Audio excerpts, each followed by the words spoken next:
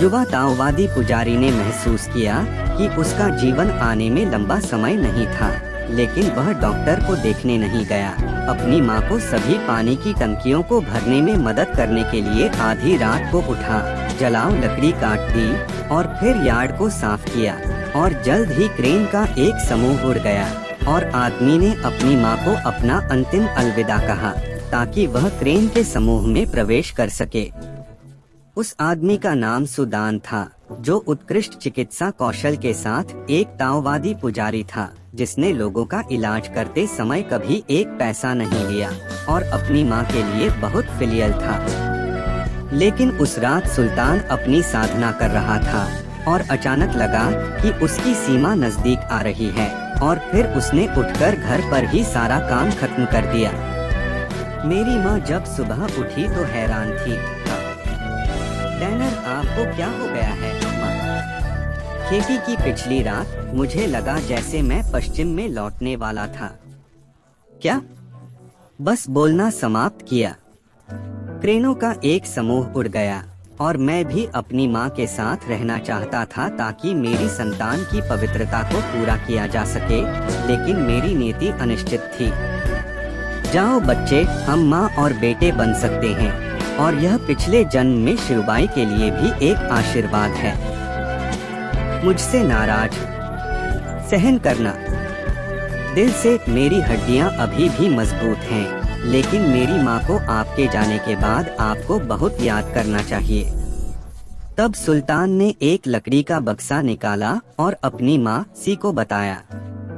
जब उसने उसे पढ़ा तो उसने इस लकड़ी के बक्से पर दस्तक दी और कहा, माँ को केवल आपातकालीन समय में लकड़ी के बक्से को खोलने के लिए कहा गया था और फिर वह क्रेन के झुंड में चली गई, एक सुनहरी रोशनी में बदल गई और कुछ वर्षों के लिए गायब हो गई। माँ फर्श पर झाड़ू लगा रही थी, तभी दरवाजे पर दस्तक हुई तो वह छोटा भाई और छोटा भाई निकला। जब बहू आई तो माँ ने जल्दी से उन्हें अंदर आमंत्रित किया और बातचीत के बाद उसे पता चला कि शहर में प्लेग था और परिवार का एक छोटा भाई था जो बीमार था और पड़ोसी उन्हें देखते ही छिप गए। बहन, मुझे पता है, लेकिन जब उसने इतने सारे लोगों को ठीक किया तो उसने कुछ दवा छोड़ दी होगी, है ना? ओहो बहन, कृपया हमारी मदद करें। छड़। तब माँ को लकड़ी का बक्सा याद आया जो उसके बेटे ने उसके लिए छोड़ा था और वह इसे केवल सबसे जरूरी क्षण में खोल सकती थी। जी जिन उहो।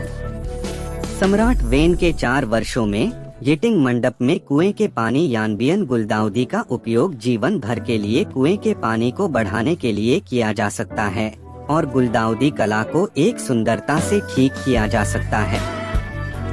फिर मेरी माँ कुएं से एक बाल्टी पानी लेकर आई। मैंने गुलदाउदी का पत्ता उठाया और अपने भाई को दे दिया। बहू, उन्हें वापस जाने दो और पानी उबालकर पी लो, ठीक होना चाहिए। अगले दिन मेरे भाई और भाभी फिर से आए और मेरा भाई वास्तव में ठीक हो गया। यह देखकर कि इस छोटे दोस्त ने एक चमत्कारिक डॉक्टर को छोड़ दिया, सैनिकों पर सभी बीमारियों का आक्रमण नहीं होगा और अगले दिनों में खुद को अच्छे स्वास्थ्य के साथ आशीर्वाद दें। लेकिन अब जब शहर में अधिक से अधिक मरीज थे तो मेरे भाई ने सुझाव दिया कि सभी मरीज दवा लेने के लिए उनके घर आएं। लेकिन इतने सारे बीमार लोग हैं, अगर वे सभी दवा मांगने आते हैं तो मेरी बहन का जीवन पर्याप्त नहीं होगा। मेरे पास जीवन रक्षक नुस्खा नहीं है। मैं मौत को कैसे देख सकता हूँ और इसे कैसे नहीं बचा सकता हूँ।